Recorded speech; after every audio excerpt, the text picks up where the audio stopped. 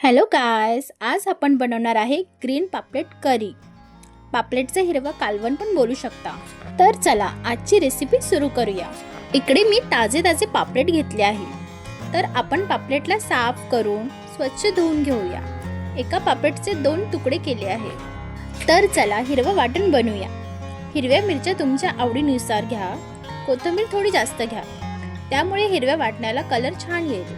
थोड्या लसणाच्या पाकळ्या, अद्रक, त्यात 2 चमचा धने, 1 चमचा जिरं आणि हिरवा मसाला वाटून घेऊया. त्यातच अर्धा चम्मच हळद टाकून परत मसाला बारीक छान स्मूथ पेस्ट होईपर्यंत वाटून घ्या. आता ओल्या नारळाचे दूध काढून घेऊया. किसलेल्या नारळामध्ये थोडं पाणी टाकून बारीक वाटून घेऊन चाळणीने गाळून घेऊया आणि हे दूध बाजूला काढून ठेवा. हे दूध घट्ट आहे आणि परत एकदा नारळाला मिक्सरमध्ये पाणी टाकून वाटून घ्या आणि घट्ट पिळून घ्या. हे झाले नारळाचे पातळ दूध. 2 कांदे बारीक कापून घ्या.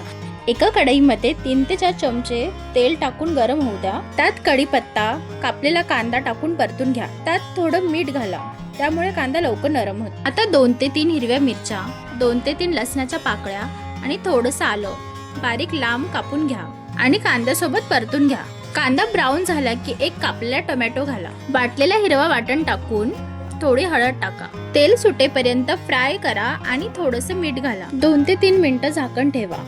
आता झाकण काढून आता नारळाचे पातळ दूध घाला आणि बॉईल येईपर्यंत झाकून ठेवा. आता ताजे ताजे पापलेट टाका आणि जास्त ढवळू नका, त्यामुळे पापलेट तुटू शकते. 5 मिनिटं बॉईल होऊ द्या. त्यात अर्धा लिंबू पिळून टाका आणि स्लो गॅसवर बॉईल होऊ द्या. सगळ्यात शेवटी नारळाचं घट्ट दूध टाकून बॉईल होऊ द्या. कापलेली कोथिंबीर टाका. ही झाली आपली नारळाच्या दुधातली हिरव्या वाटणाची पापलेट करी.